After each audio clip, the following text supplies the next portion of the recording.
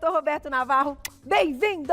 Aniversariante queridíssimo. Obrigado. Dia 12 de maio foi seu dia. Você sabe que a gente te ama muito, muito. Você sabe que, né, é complicado, né? Se a gente fala, a gente emociona, mas obrigado pelas palavras, né? Que eu quero reescutar.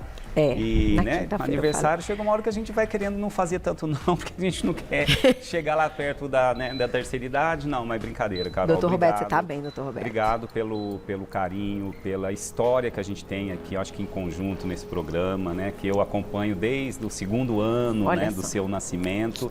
E sua generosidade, a generosidade de toda a sua equipe, essa família, né? Porque para mim você bonita é uma família. Não, você aqui, tá? E vocês, me abraçaram de uma maneira tão carinhosa. Lembro que eu acho que a primeira vez ou segunda que eu fiz aniversário aqui, carinhosamente, vocês fizeram entrevistas com família. Obrigado, Carol. Não tem mais o que agradecer, tá? Não, a gente que agradece. O doutor Roberto, a gente falei para ele, é uma das pessoas mais incríveis que eu conheço. É verdade. Obrigado, cara. Posso falar que eu também me emociono, não, Malu? Bem-vinda. Porque é verdade. Carol, ele não é só um super profissional, etc. Ele pensa no outro, gente. Tá faltando gente que pensa no outro. É verdade. Não é? Hoje eu já tô meio emocionada por causa do aniversário de casamento, mas hoje o programa tá super especial porque a gente escolheu um tema e que você vem com uma receita que é um clássico pra mim, desconstruído, numa versão low carb. É uma receita que tem tudo a ver com a pauta do Roberto, onde mostra toda a potencialidade, né, dos antioxidantes, do poder detoxificante do alimento, mas usando uma coisa, Carolzinha, que em geral as pessoas jogam fora. Então a gente ainda vai falar de aproveitamento integral de alimento. Que também é algo que está faltando, né, na percepção das pessoas, nesse olhar da gente cada vez mais... olhar para as partes menos nobres do alimento e entender que sim, a gente consegue usar e de uma maneira bonita. Olha que linda essa salada para você colocar num sábado, num domingo para tua família, né? Olha que colorido. E é um cuscuz, É um cuscuz. né? Por isso que eu falei que é um prato clássico, no entanto desconstruído numa versão low carb. Vocês vão adorar daqui a pouquinho. A gente tem uma dinâmica, inclusive, que já a gente vai lá pro centro, mas falar de fígado desse órgão, doutor Roberto, é super importante, né? Muito, muito. Porque ao longo da vida eu acho que a gente mais maltrata o fígado que a gente cuida, não é verdade? Sem dúvida. A todos os órgãos, para a gente estudar, né, a função de cada órgão, do coração, a função do nosso rim, eu acho que um dos órgãos mais complexos é o fígado, Carol, porque simplesmente o fígado, ele recebe tudo que cai no teu sangue vai parar no fígado. É um órgão que eu chamo de central de recebimento. Dali ele tem que entender o que está chegando aqui para mim, o que é isso aí, porque o fígado, tudo vai passar pelo fígado, ele vai entender o que é um nutriente bem-vindo, preciso de você. É uma vitamina, é um mineral, é um aminoácido que vem da proteína, é uma glicose que vem do carboidrato, é um ácido graxo que vem da gordura. Tudo o fígado vai dar um destino. Ele vai captar, nós vamos fazer uma dinâmica para vocês entenderem. E também, além disso, ele tem que tirar do nosso sangue substâncias que não são muito bem-vindas, que são potencialmente agressivas para o corpo. Então, a gente vai falar hoje de 2 passos, acho que de 2 questões em volta do fígado, que todo mundo fala. O famoso acúmulo de gordura no fígado, que é a esteatose, que eu acho que é uma epidemia. Nós médicos estamos cada vez mais tendo nos nossos consultórios pacientes com esteatose hepática, com acúmulo de gordura no fígado, que traz grandes riscos, é um fator de doenças, né, que vai trazer problemas para a saúde. E vamos falar o que significa o tal detox, né? Todo mundo fala detox, vamos ajudar o fígado a fazer detox. Eu vou explicar o que é isso, o que é essa detoxificação. No fundo, esse é o mecanismo dele. Total. Ele está lá para isso. E né? se ele deixar de fazer isso, a gente não sobrevive. E, doutor Roberto, você tocou num assunto importante, né? Nessa questão do aumento, então, que vocês têm notado clinicamente, né, em consultório da esteatose hepática.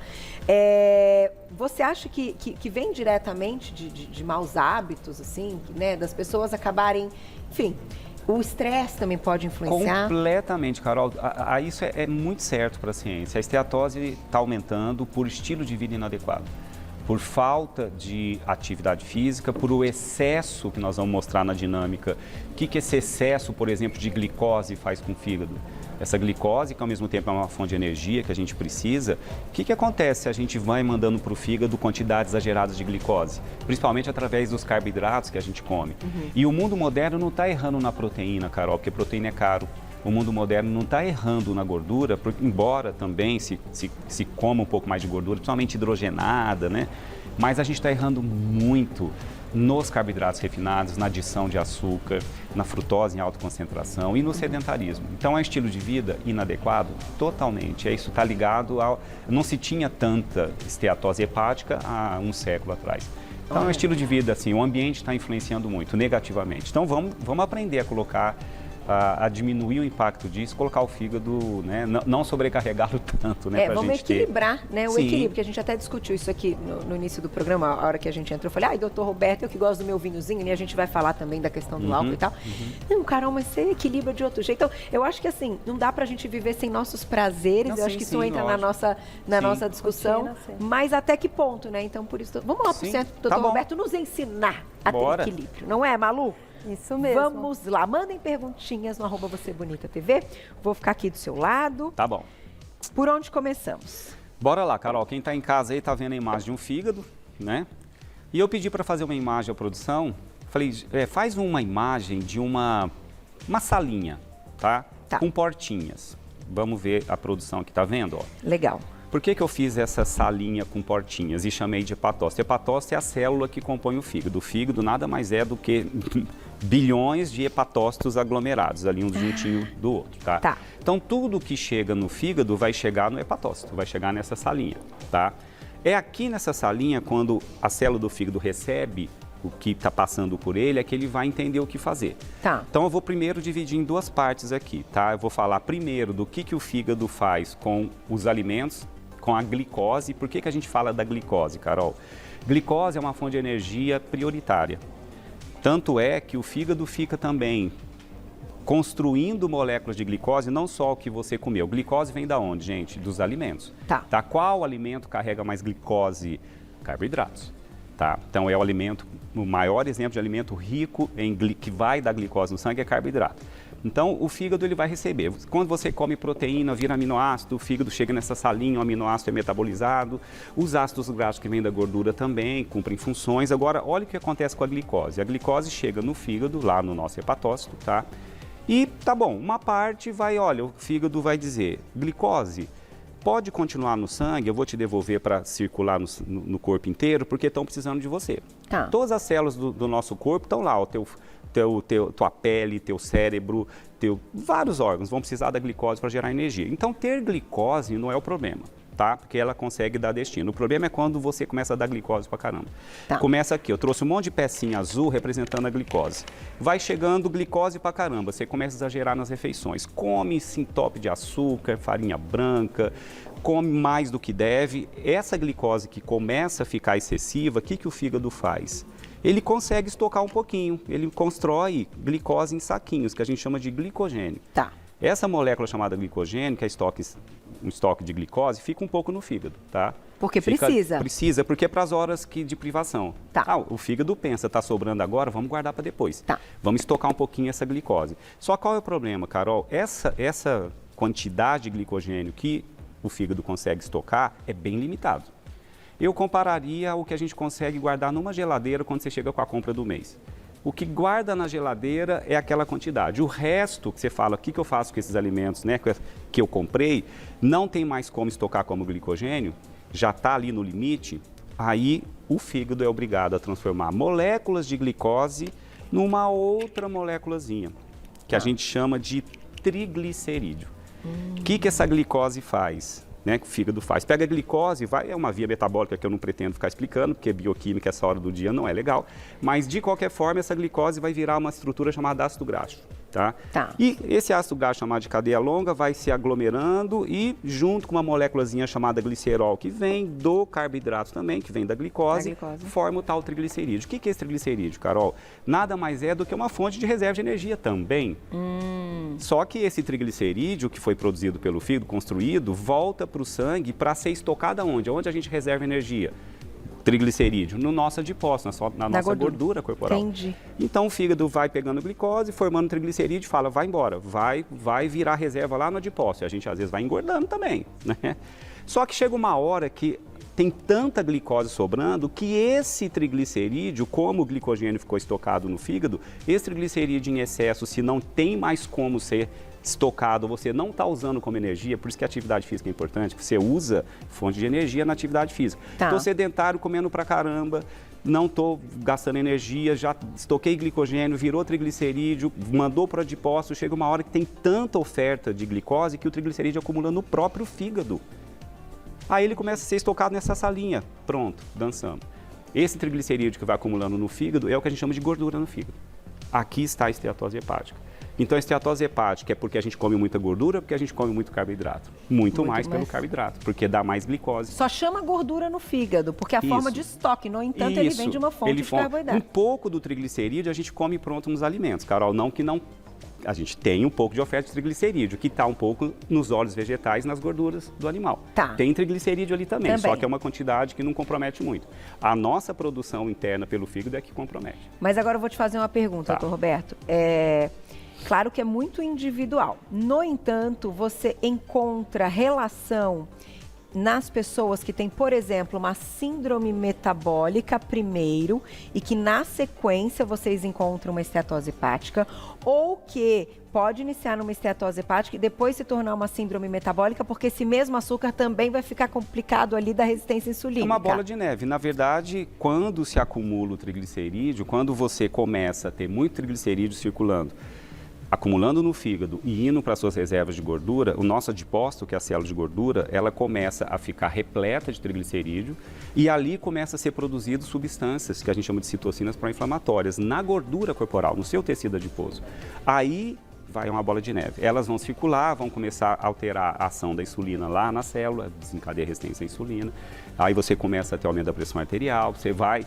A esteatose hepática, Carol, eu diria que não é considerada um dos itens que compõe uma síndrome metabólica. Às vezes o paciente está em síndrome metabólica e ainda não acumulou. Entendi. Ainda não está fazendo parte de um item, de uma série de itens, né, que a gente tem que preencher para dizer se está em síndrome metabólica. Mas na prática de consultório a gente vê que 70% a 80% que tem síndrome metabólica acumula gordura no fígado e começa a ter esteatose. Diabetes também? Também. Porque o diabético não consegue jogar glicose para dentro da célula. A insulina tenta jogar glicose para dentro da célula dele, que está, né, para todas as suas células. Como não consegue, essa glicose sobra. Glicose que sobra, o fígado transforma em reserva. Entendi. Então acaba transformando. É oferta excessiva de glicose. Glicose é fundamental para a nossa sobrevivência. O problema é o excesso. E esse excesso, um diabético tem esse excesso, porque não metaboliza, e quando você come mais do que deve. Isso é um ponto. Então a gente vai mostrar como, pelo menos entender, vocês estão em casa, que gordura no fígado é reversível. Eu posso fazer essa gordura que está acumulando na esteatose ser eliminada, óbvio, se eu controlar minha alimentação, se eu começar a fazer meu corpo gastar energia, porque esse triglicerídeo também é fonte de energia para o músculo. O músculo adora ácido graxo que está estocado nesse triglicerídeo. Então, sem dúvida, é reversível. O álcool pode levar a esteatose hepática, chamada alcoólica? Pode, mas aí tem que exagerar na dose, Carol. Tem que ser uma quantidade exagerada. E queria só passar o segundo passo aqui, Carol, para a gente voltar, que é a detoxificação. Eu falei que ia falar do detox. Tá? Imagine que a gente ingere substâncias altamente agressivas para o corpo, que não fazem parte do nosso metabolismo, que não são bem-vindas. Então, vamos pegar os agrotóxicos, os xenobióticos, as químicas ambientais, os metais pesados, que a gente ingere pelo tabaco, pelo agrotóxico, né? E o próprio corpo humano produz substâncias que precisam ser eliminadas, que se acumular no sangue, no corpo, traria problema. Por exemplo, um exemplo bem prático, as proteínas que nós comemos, principalmente de origem animal, geram uma substância, depois de metabolizada, chamada amônia. Se a amônia que vem da proteína que a gente ingere acumular no corpo, a gente simplesmente vai a óbito. A amônia é altamente tóxica para o cérebro, ela é neurotóxica. Então, o que o corpo faz de maneira inteligente? Formou amônia ou substâncias químicas que estão circulando no teu sangue, passa pela salinha, volta lá para a salinha. Tudo, por isso que eu coloquei uma portinha aqui, porque tudo vai entrar no enterócito, na célula do fígado. Entrando aqui, o que o fígado faz? Vamos pegar aqui como se fosse uma substância química, uma amônia da vida, né, ou uma outra substância. Ele, quando recebe, ele precisa eliminar. Mas para eliminar, o fígado precisa modificar essa estrutura para ela ser capaz de ser jogada fora, senão ela fica morando no corpo. Dessa maneira, imagina uma amônia aqui. Ela precisa ser transformada. Aí o fígado lança a mão de substâncias que ele mesmo produz para grudar nessa substância aqui. Tá? Então isso chama destoxificação, Carol. Essa substância foi modificada pelas células do fígado para poder ser eliminada. Entendi. Aí ela pode ser eliminada ou voltando pelo fígado mesmo, indo pela bile, indo pelas fezes, tá? Ou volta para o sangue e passa pelo rim eliminado. Então, por exemplo, a amônia é transformada em ureia no fígado. E no fígado vai para o sangue, vai para o rim, a gente elimina na forma de urina. Por isso, né? Quando a ureia está um pouco alta... Pode mostrar ou problema renal ou uma sobrecarga hepática também. Os dois podem fazer parte. E para a gente fazer essa destoxificação, o nosso fígado precisa de nutrientes, que nós vamos falar bastante deles agora ali. O que ajuda o fígado a destoxificar? É lindo, né? A natureza é perfeita, mas é complexo. E depende também da nossa atitude, né, doutor? Também. Vou colocar já a perguntinha do público. Bom. Quem escreveu pra gente joia. na tela? Quer me cantar, Glaucia? Vou lá e já volto, você me responde. Tá bom. Ai, vai entrar, olha lá. Vai entrar? Bora. Aí. Obrigada, Bruna. Beijo pra você. Os remédios de diabetes influenciam na insulina, nessa questão, a insulina do fígado, enfim, na questão hepática toda que o Dr. Roberto está explicando. Vamos falar daqui a pouco aí, ó, perguntinha da Bruna, Dr. Roberto, relacionando também a questão dos remédios para diabetes, né? E na questão da insulina, enfim, do fígado, como é que a gente junta tudo? Entendi. Só para explicar que a insulina não é produzida pelo fígado. A insulina é produzida pelo pâncreas. E a insulina cumpre N funções, inclusive o fígado também sofre influência da insulina. O fígado, Carol, ele é um estocador da glicose que está sobrando, mas ele também constrói a molécula de glicose quando você está em falta dela. Então, por exemplo, quem faz low carb ou cetogênica, como é que fica mantendo a glicose no sangue? A proteína vai ser quebrada, vai passar pelo fígado, vira aminoácido. Alguns aminoácidos são construídos, viram glicose e fica ali no fígado. E o glicogênio vai sendo um estoquezinho que vai sendo reestocado. Tem medicamentos como a metformina, né, que um dos passos é evitar que o fígado fique construindo glicose o tempo inteiro. Pelo aminoácido da proteína, pelo glicerol que está na gordura que você come, que tem uma peçazinha chamada glicerol, que está lá no seu triglicerídeo estocado, quebrou, esse glicerol vai para o fígado, vira glicose. Então a gente pode inibir a produção hepática da glicose. Tá. E isso alguns remédios fazem. Interessante. Tá? Não só vai atuar lá na ação da insulina, aí é outra história, mas o fígado ele é ali um regulador disso tudo. E tem medicamentos que atuam lá no fígado, evitando essa construção excessiva de glicose. Então pode ser bem indicado para quem tem diabetes e tal, mas não deixar os hábitos, né, doutor Roberto? Sim. Medicamento é para controlar a situação, não deixar essa glicose explodir no sangue, né? Senão traria problema. Nós vamos para as dicas, na volta tem receita da Malu, tem mais perguntinhas do Dr. Roberto na @VocêBonitaTV e vamos falar um pouco também dessa questão cetogênica, low carb, jejum intermitente, Tá bom. porque né, a gente fica aí numa dúvida, mas até que ponto então diminuir carboidrato pode ser bom, mas será que em algum momento pode ter algum problema, né? Muita gente, eu sei porque eu sou low carb, então muitas pessoas me perguntam, e isso quem vai responder, Dr. Roberto, se a longo prazo o corpo sente que não entra tanta fonte de energia em forma de carboidrato. Ixi, tem muita coisa pra gente falar hoje. Não sai daí que eu tô te esperando. Vamos pras dicas. De volta com o nosso Você Bonita. Segunda-feira animada com essa dupla. A gente se diverte mesmo durante o intervalo. E já vamos então pra receita da Malu. Bora. E o doutor Roberto daqui a pouquinho responde mais perguntinhas. Vamos falar de cetogênica, de low carb, de jejum intermitente. O que é a relação com o fígado? Não podemos esquecer, doutor Roberto. De atividade física e muito mais. Vamos lá. Pro nosso cuscuz marroquino, né? Um clássico, porém adaptado numa versão low carb, a gente vai usar 1 xícara de chá de talos de brócolis picados. Lembra que a Malu falou que a gente usa, que normalmente é descartado? 1 xícara de chá de talos de couve-flor, 1 colher de sopa de azeite, meia colher de sopa de cúrcuma, 1 cebola roxa pequena picada, meio pimentão vermelho picado, 1 cenoura picada em cubinhos, sal marinho a gosto e raspas de limão também a gosto, ou seja, a feira tá toda aí. Só feira. Muito bom. Olha isso aqui, gente. Quem é que usa Isso. Quanta gente não joga fora, né? Hoje a gente vê muito no supermercado, eu cortei ao meio já. A gente vê muito no supermercado aquele brócolis ninja, que ele vem com menos talos, né? Então, por quê? Porque as pessoas hoje estão mudando, né, a sua forma de consumo, né? A maneira como elas consomem os alimentos. Só que, gente, você tem um brócolis hoje, aquele maior, que é de ramo, sabe aquele? Sim, o brócolis. Que ele é super saboroso e ele, gente, se você souber cortar ele, as folhas você vai lavar e vai reservar para você usar num refogado. Os talos, gente, eu vou mostrar para vocês hoje. O que a gente percebe muito hoje, Carol, sabe o que é? Que as pessoas, elas deixaram de usar as coisas ou porque elas não têm tempo, elas têm preguiça, tá? Ou porque elas não sabem preparar. E é isso que eu quero que vocês entendam. Ó, você vai pegar o seu brócolis, você vai tirar ali as flores ou a sua couve-flor e você vai tirar ali as flores, né, o seu buquezinho.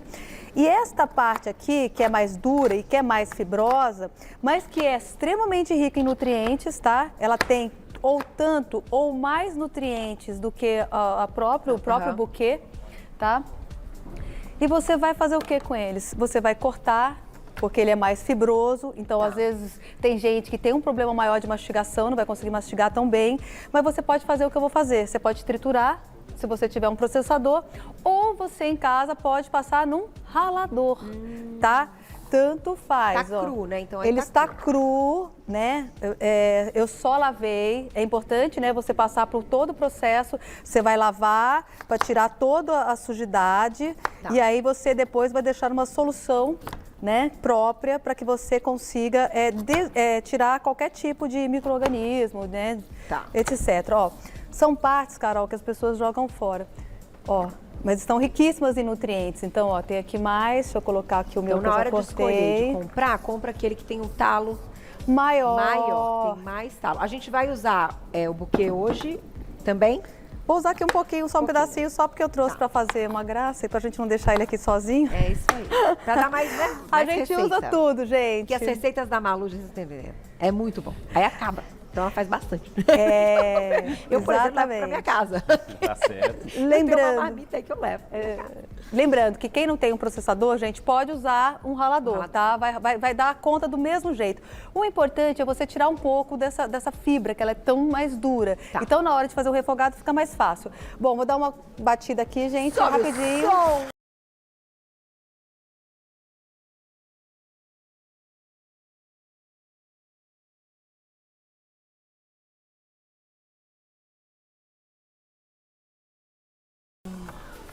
Triturado, batido.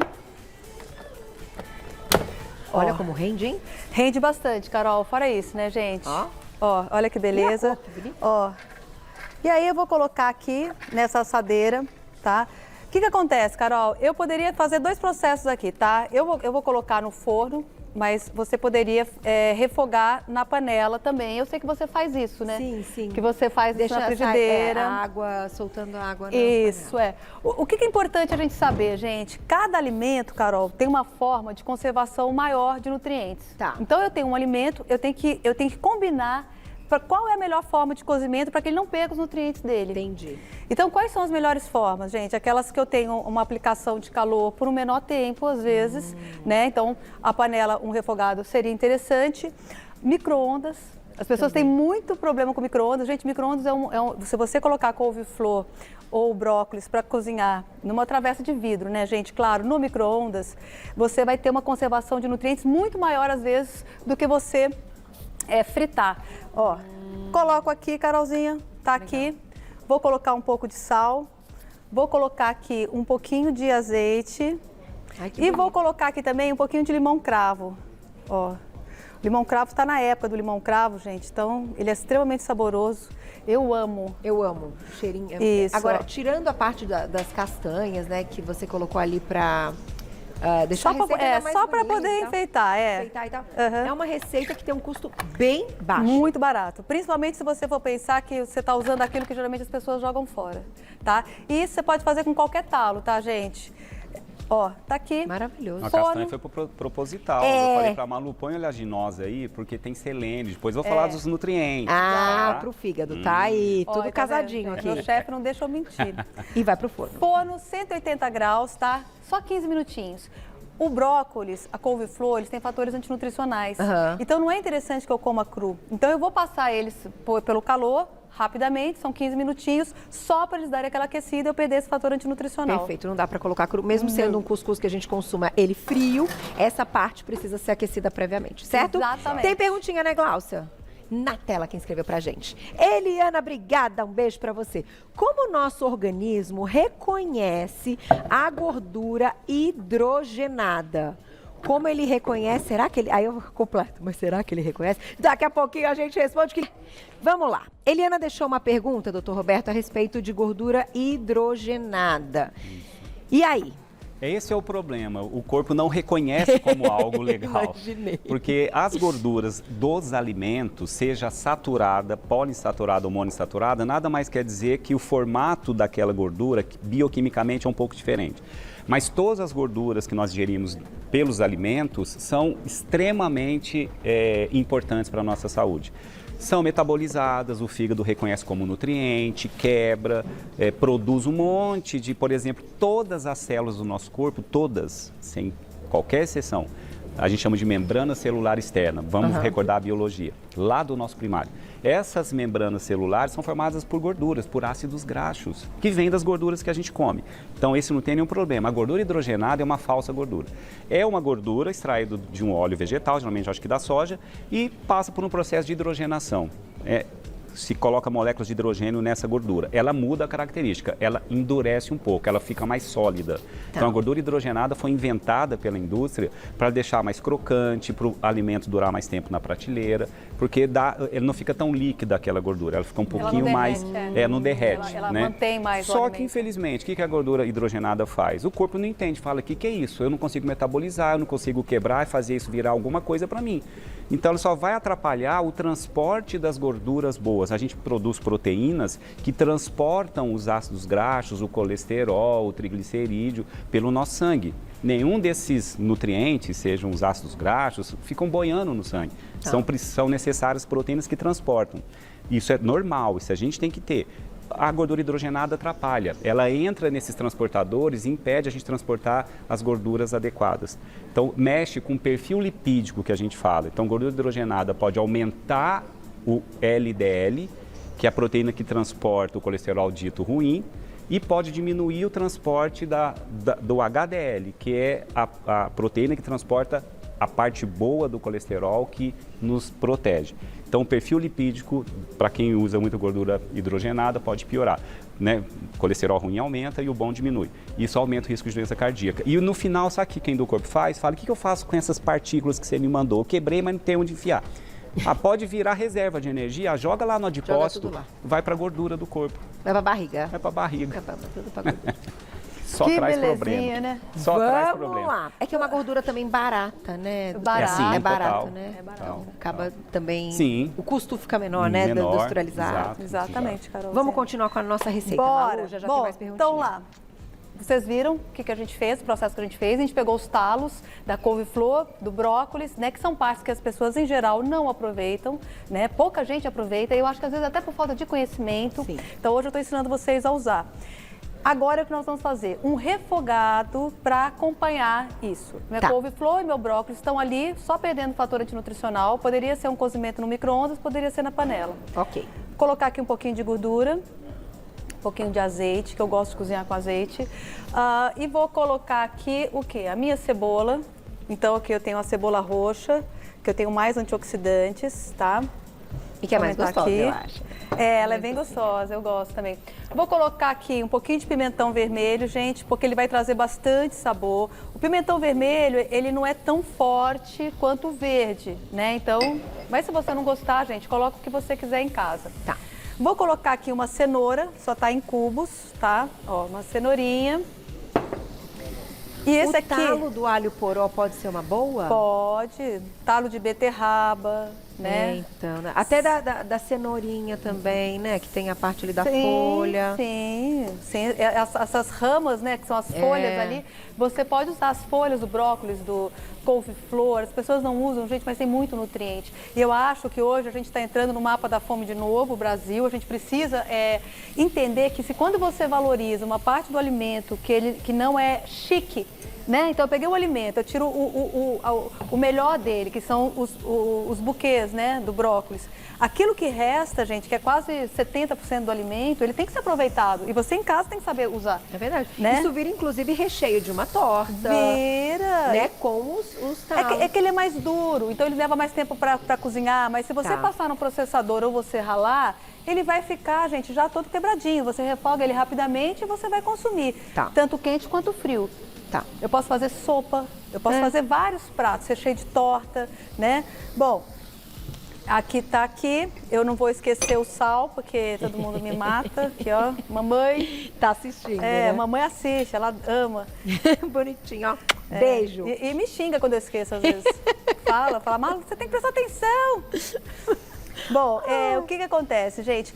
Lembra que eu falei para vocês? A gente tem que preservar o que tem de melhor nos nossos alimentos e a gente tem que saber cozinhá-los, né? Então, por exemplo, aqui o pimentão, vitamina A, eu tenho aqui a cenoura, beta-caroteno. Então, eu preciso passar esses alimentos no calor, ó. E aqui, ó, eu não preciso refogar eles muito. Por quê? Quando a gente come o cuscuz, a gente não tem também ali aquele crocante que a gente coloca amêndoas e etc.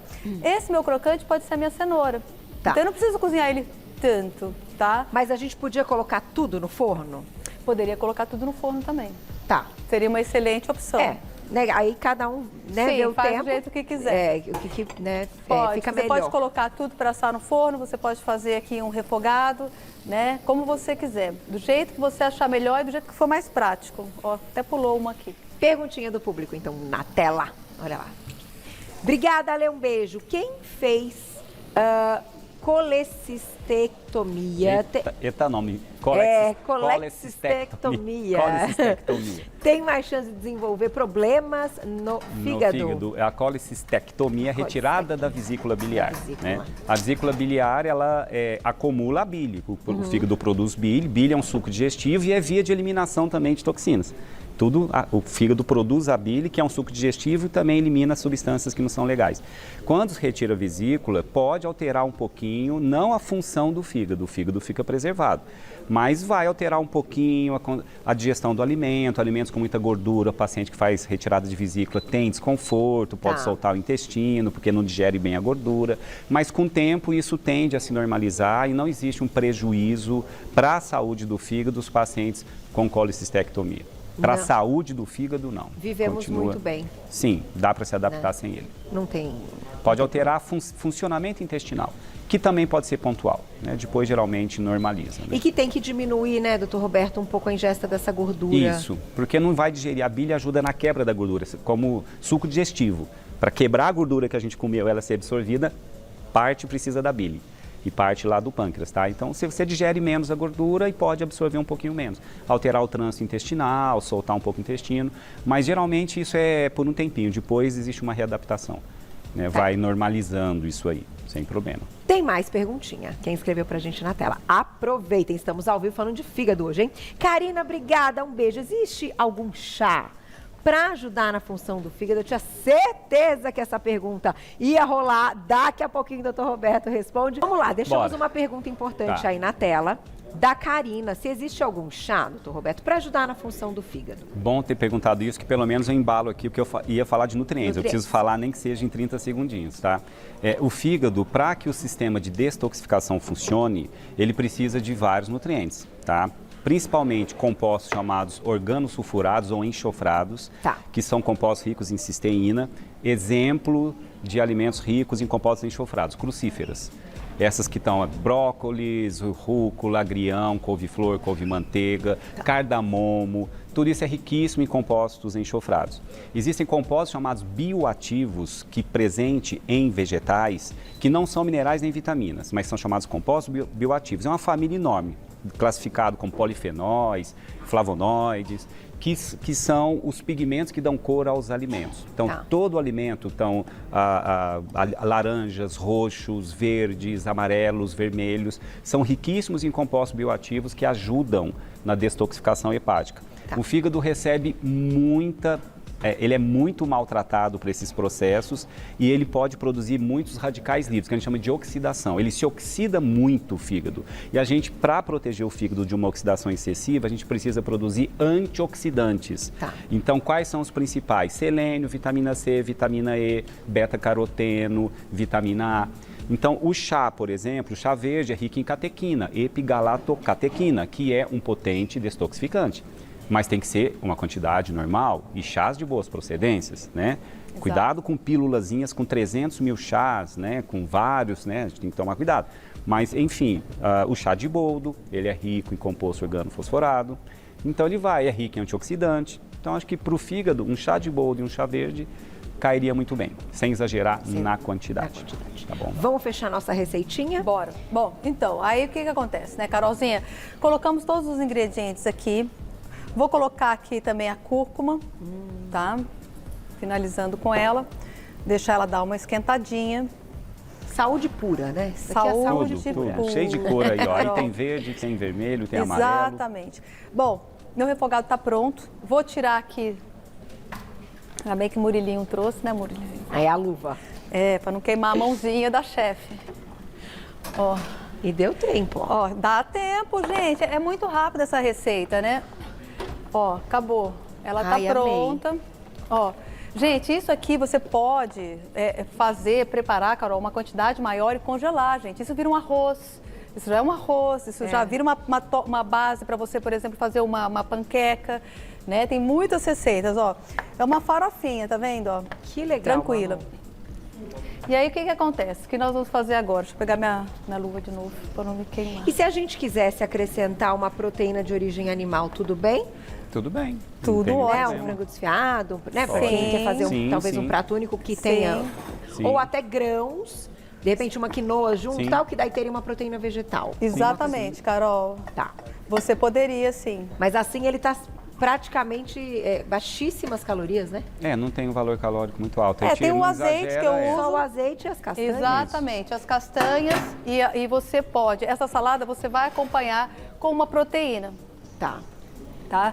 Bom, ó, tenho aqui o meu refogado, ó, tudo bonitinho. Sempre usando, né, gente, uma boa panela, um azeite de boa qualidade, né? Um sal que não seja tão refinado, né? São coisas que você está investindo na sua saúde, ó.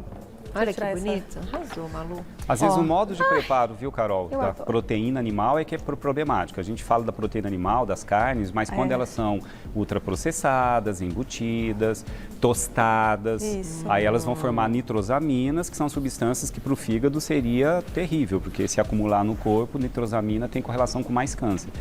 Então é Exatamente. tudo questão de saber preparar. Nenhum alimento faz mal, Carol, se a gente come um alimento de verdade, preparado da forma correta, mantendo seus nutrientes o máximo e nas quantidades corretas. Aí dá tudo certo. Exatamente, mas é importantíssimo você falar, porque existe hoje muita toxina que é ligada ao preparo do alimento, principalmente as carnes. E aí o que acontece? Eu só como grelhado. Gente, é perigoso. De repente, o grelhado não é o mais saudável. Você tem que alternar as formas de você cozinhar Formas os mais alimentos. brandas, né? Formas mais brandas. Então, por isso que eu trouxe, né? Eu não fiz tudo no forno. Eu quis mostrar para vocês que existem várias formas de você preparar o mesmo alimento. Tá? Ali. Vou colocar a perguntinha do público e já Bora. a gente vai Vamos encerrar começar a falando servir. daquela Tá bom. questão de atividade Tá bom. física também. Andréia, obrigada, um beijo. Os exercícios físicos aí, ó, ajudam para quem está com gordura no fígado? Uma caminhada ou bicicleta ajudaria? Tudo, Andréia. Aliás, quem está com esteatose hepática, gordura no fígado, eu digo que um dos tratamentos é a atividade física.